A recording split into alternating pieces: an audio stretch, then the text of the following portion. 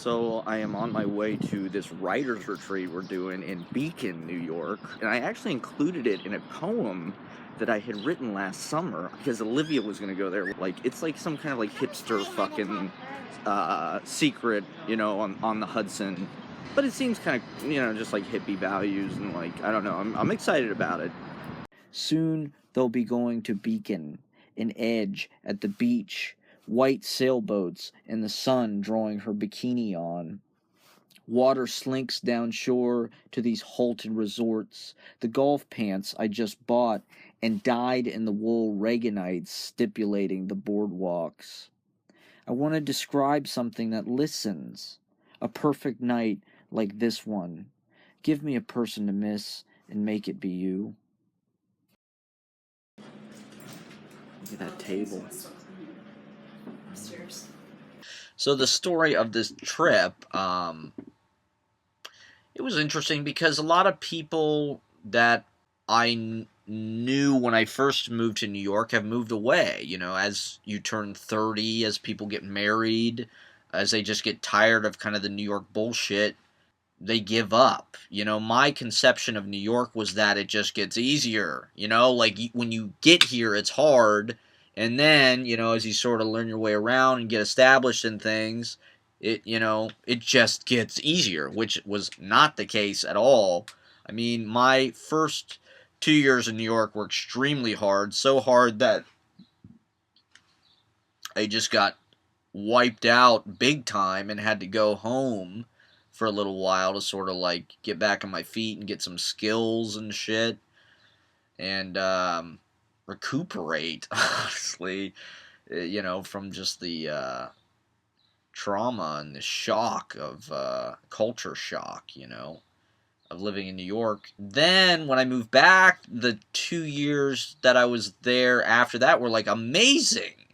They were still I mean, New York has its tribulations, that are just always going to be there. Taking the train, crying on the train, just the abrasiveness of getting around and, living on top of each other and the friction of that.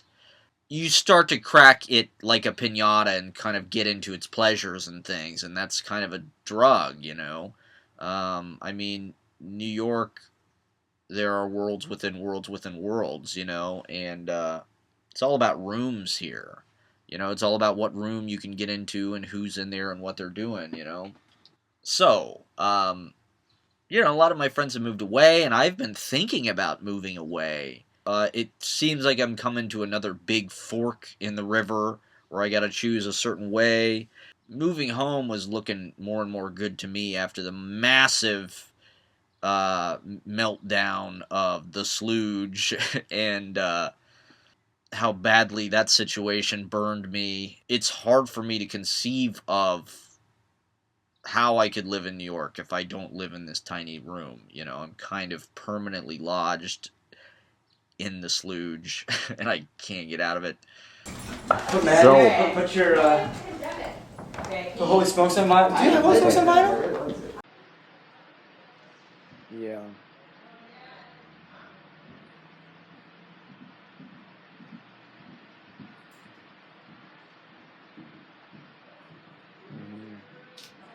It's just amazing. Yeah. All right. I'm really glad to hear it. I'm sorry that it took so long. All tragedy is about this. It's about a transition from one stability to another through a flux of violence, basically.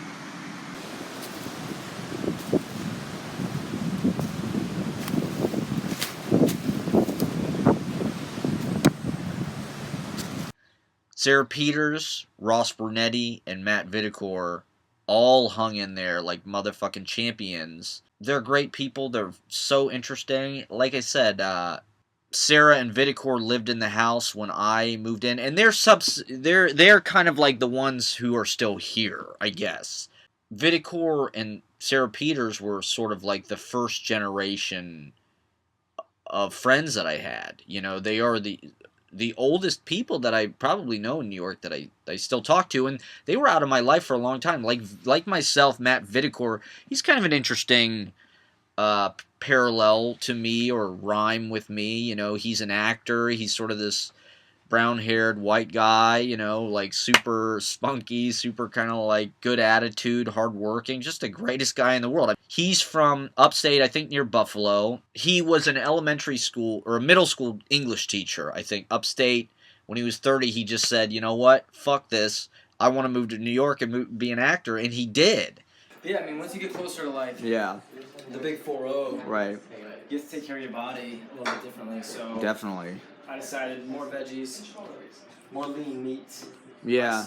less or no dairy, and then as little, like, as few carbs as you can get, maybe in the breakfast Yeah. in the mornings, but Yeah. otherwise nothing else.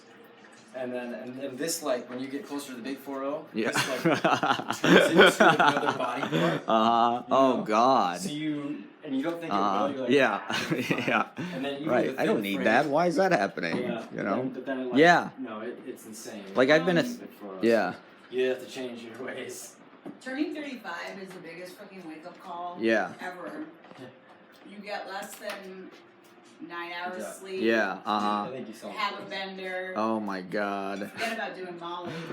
No. Literally, like, you can't Yeah. hang.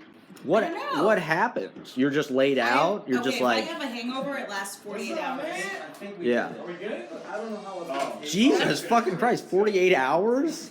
I took 2 days God. off work once. We'll swap off doing the stage readings because they're gonna lose their voice. Right. And he obviously has a great voice for stage readings. That's why I thought of it. That's why. This other guy, Ross, he lived in the tiny room too, and he somehow managed to fit a cathode ray television in the closet, in this closet right here.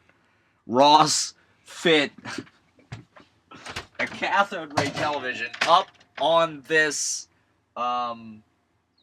upper deck here. So we'll take turns doing that. Do we like this natural daylight, or you guys want to throw that out? I would like to see the light. Oh well, because we're reading. Okay. Yeah, kind of. But we're reading on I'm okay with this light. Yeah. Okay. Yeah. I like it. I think, it. Yeah. without further ado, And then if you could start. Thank you. we should read 18 going on 80. 18 going on 80.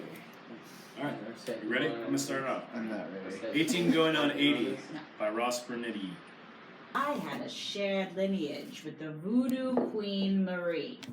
Her sister, her name was Emma, she was my mother's second cousin.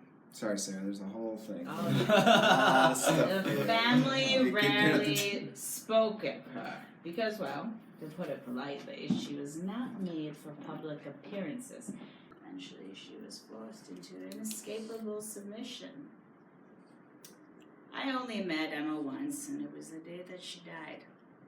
That day she took me into the attic alone. She kept it so dark, as opposed to no one could see her face. She told me she possessed powers far beyond her sister Marie, far beyond any mortal woman or man. She told me she could stop time. She could make people disappear, stop fires with her mind, create hurricanes. Seemed she had limitless capabilities. And that day, Emma passed along to me her powers. She cast a spell.